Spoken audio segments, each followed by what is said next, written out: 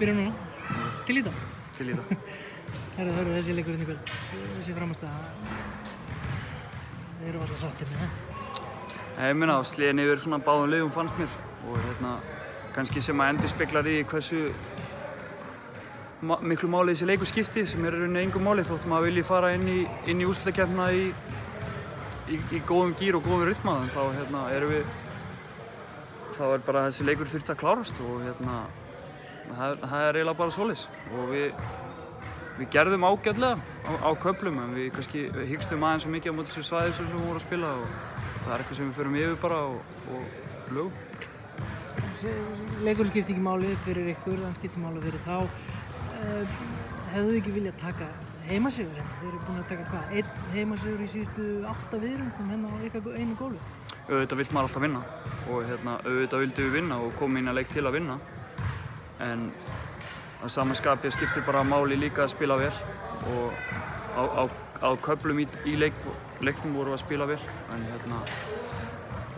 nokkur svona ótímabæri skot og svona sem við erum að skjóta langt fyrir þetta línuna sem að eru bara óþörf og er eitthvað sem við þurfum bara að laga og gera þetta fyrir hvern annan og núna byrjar úrslitakeppnin og þá skiptir hvert einasta possession meira máli þannig að við verðum að finna þessi góðu skot. Úrslitakeppnin, Haukar, þið fáið Hauka þar, deildameistarar, hvað líst þér á það? Bara ágætlega, ég meina öll þessi topp 4 eru hörkulið og Haukar engin undantekning á því og ég meina deildameistararnir þannig að þeir eru búin að vera bestir í vetur heilt yfir og við erum búin að vera bestir í vetur heilt yfir í deildinni á þessum topp 8 þannig að nú byrjar ný keppni og við sjáum bara hvað við setjum en þeir eru náttúrulega með lið sem vilja gera rosalega mikið og eru að leggja mikið í þetta þannig að við sjáum bara hvað við setjum hérna á móti þeim.